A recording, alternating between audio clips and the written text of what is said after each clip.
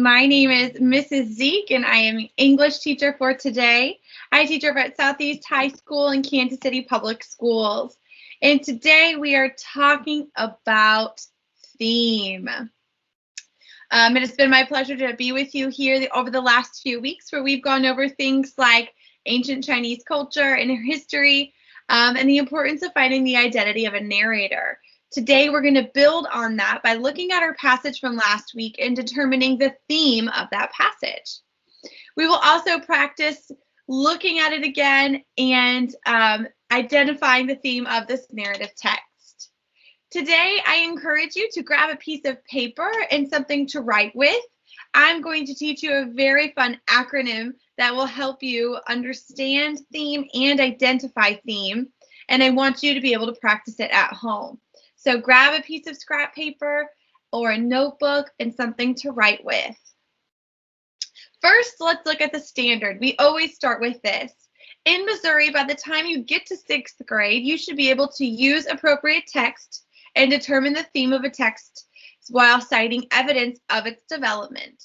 You will also need to summarize.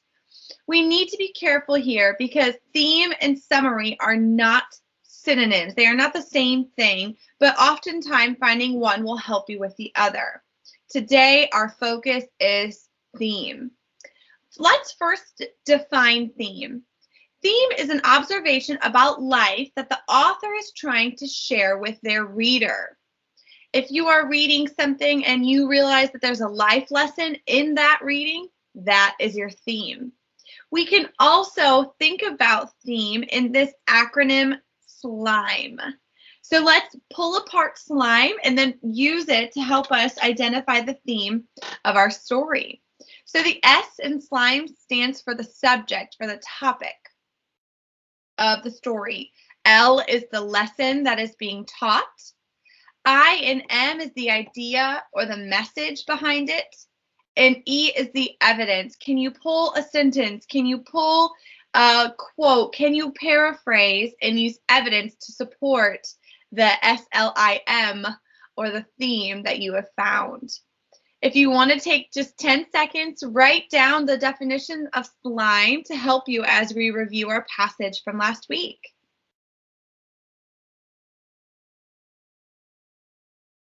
Again, S is subject, L is lesson, IM is idea or message, and E is evidence. All right, now that you have your SLIME definition, let's review our passage from last week. Oh, yes, of course. I always think of slime as that gooey stuff that you play with your hands, and a visual always helps us. So there is your visual for slime.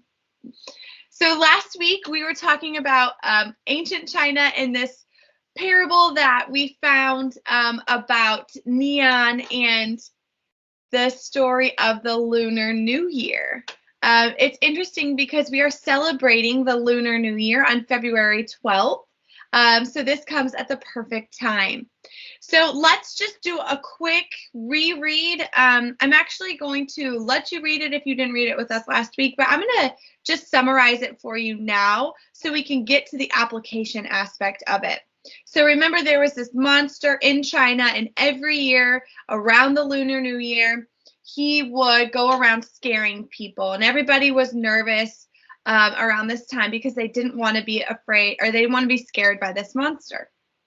Then one day, a villager happened to be wearing a red tunic, and when the monster saw him, the red tunic startled the monster, and he fell down a hill, hit a whole bunch of things on his way, and the villager was wearing, he had fabulous luck, he was wearing this tunic, but when he was approached by Nian, he accidentally dropped his bucket, and the bucket tumbled after him and made all this noise, and it scared the monster even more that he ran away for good. The villagers never saw him again. And oftentimes you'll see now in Chinese culture that they wear the color red to signify luck and celebrate the year ahead. So there is just a quick summary of our story. So let's try now to identify the theme. What is the author trying to teach us here. So write down slime, try to fill it in, and I've got my handy timer here. We will time ourselves for 1 minute. Go ahead.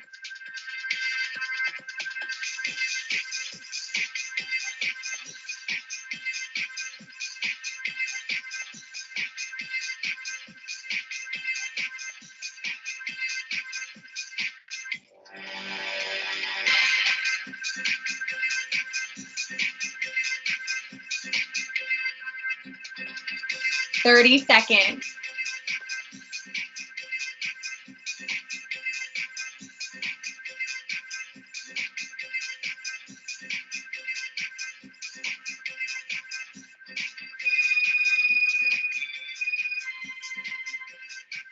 Do your best in 15.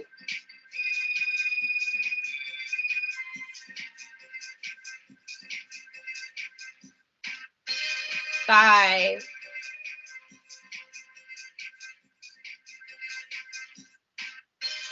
All right, our time is up. Let's see how you did. Let's compare your thoughts on your paper to what I have pulled for our acronym SLIME and the theme. Our subject is the monster and the villager. We don't get a name for the villager, so we can continue to call him such.